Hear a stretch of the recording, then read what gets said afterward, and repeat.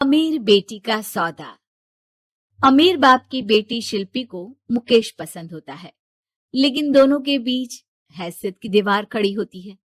और फिर कहीं नौकरी कर लो ना, क्या हमेशा ये लोहे की सलाखों के पीछे भागते रहते हो? कितनी मेहनत करते हो। शिल्पी, नौकरी से कुछ नहीं होगा। तुम लोगों की हैसियत तक पहुंचना है तो अपना ही बिजनेस करना पड़ेगा, वरना तुम्हारे पापा किसी और से तुम्हारी शादी करवा देंगे। अच्छा, ऐसे किससे करवा देंगी? मैं तो तुमसे ही शादी करूंगी। बोल दिया तो बोल दिया, बस। मुकेश उस बेचारी को समझाता भी तो क्या। दुनिया के रीति रिवाजों से काफी दूर थी शिल्पी।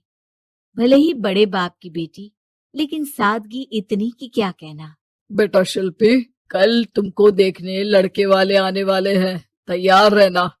मैंने तुम्हारी माँ को समझा दिया है। घर के सारे नौकर चाकर को वो समझा देगी कि स्वागत कैसे करना है। कैसी बात कर रहे हैं पापा? मैं तो मुकेश से प्यार करती हूँ, उसी से शादी करूंगी। मैंने आपको बताया था ना। मुकेश किसका बेटा है?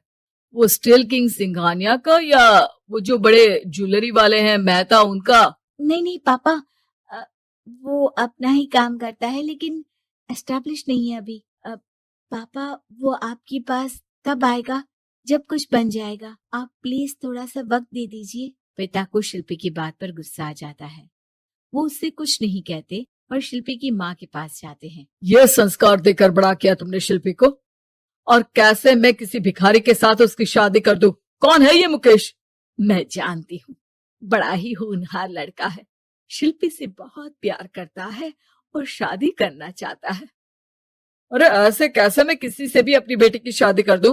कोई भी उठकर आए और कहे कि मैं शादी करना चाहता हूं तो मैं शादी कर दूं? कान खोल कर सुन लो, कल उसे अच्छे से तैयार कर देना, क्योंकि जो लड़का मैंने देखा है शिल्पी के लिए, वो करोड़पति घर का बेटा है, समझी? लाख मना करने पर भी शिल्पी को उस लड़के से मिलवाया जाता है जो उसके पिता ने उसके लिए देखा था। देखिए, मैं किसी और से प्यार करती हूँ और उसी से शादी करूंगी। ये तो बहुत अच्छी बात है कि तुम किसी और से प्यार करती हो, क्योंकि मैं भी किसी और से प्यार करता हूँ। लेकिन शादी तो हम दोनों को ही करनी होगी, जानती हो ना, ये बिजनेस और ये सारा कुछ। शिल्पी को समझ में नहीं आता कि वो क्या कह रहा है, लेकिन वो समझ जाती है कि वो लड़का भी किसी और से प्यार करता है।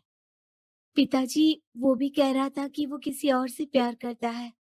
हाँ तो करने दो ना, हमने तो नहीं रोका। तुम अपना देखो, शादी के लिए हाँ कर कर गया है वो। लेकिन क्यों? अरे वो और मैं दोनों ही एक दूसरे से प्यार नहीं करते, फिर शादी क्यों कर ले?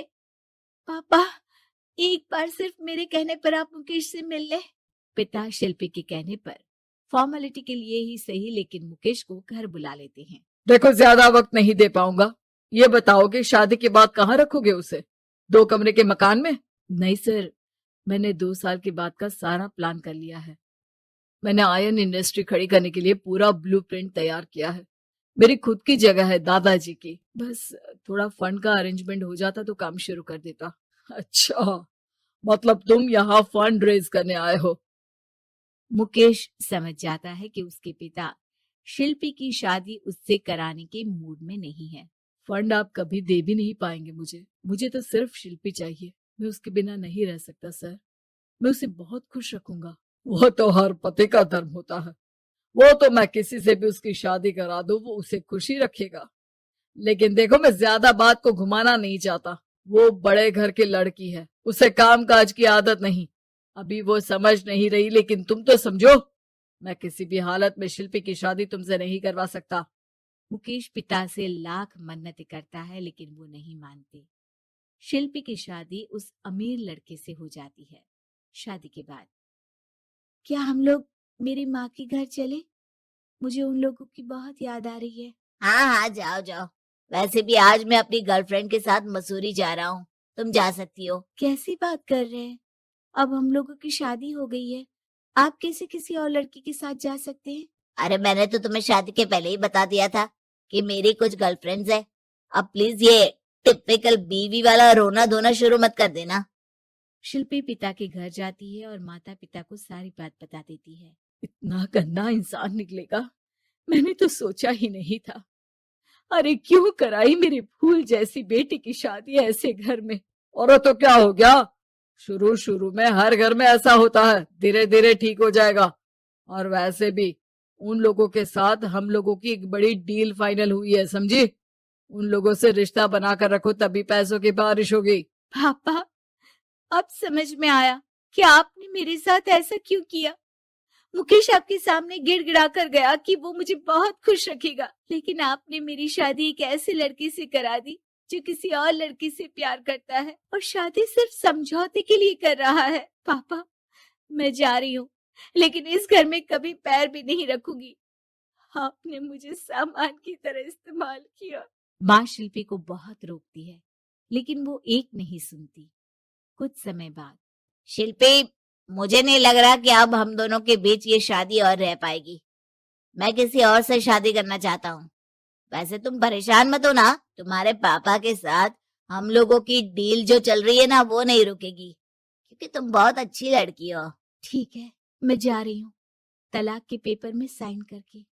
लेकिन एक शर्त है, मैं कहाँ गई ये बात मेरे पिता तक नहीं पहुंचनी चाहिए। शिल्पी घर छोड़कर चली जाती है। वो एक नौकरी करती है और अपना जीवन खुद संभालती है। लेकिन एक दिन, शिल्पी जी, आपसे मालिक मिलना चाहते हैं। अब मुझसे क्यों? शिल्पी मालिक के कमरे में जाती है, जहां सामने मुकेश होता है। अरे आपको देखकर बहुत खुशी हुई, बहुत बड़े आदमी बन गए। थैंक्स, पर तुम्हें नौकरी करने की क्या जरूरत पड़ गई। मैंने तो सोचा भी नहीं था कि तुम मेरी शिल्पी होगी। तभी वहां शिल्पी के पिता आ जाते हैं। शिल्पी, तुम्हारे बारे में माँ से पता चला। घर चलो बेटा, मुझे माफ कर दो। मुकेश, मैं यहाँ अपनी कंपनी के काम के लिए आया हूँ। तुम्हारी कंपनी की डील अगर हमें नहीं मिली तो हम बर्बाद हो जाएंगे। वैसे अब तुम चाहो तो शिल्पी की शादी मैं तुमसे कराने को तैयार हूँ। बस करिए पापा, ये क्या सौदा लगा रखा है आपने। जिस कंपनी से आपकी डील हो, अपनी बेटी की शादी उसी के घर करा देते हैं। शिल्पी मुकेश से माफी मांगती है और वहां से जाने लगती है कि मुकेश उसे रोक लेता है। रुको शिल्पी, ये सब कुछ तुम्हारे लिए है। ये कंपनी, ये नाम सिर्फ तुमसे शादी करने के लिए ही खड़ा किया था। मैं आज भी तुमसे बहुत प्यार करता हूँ।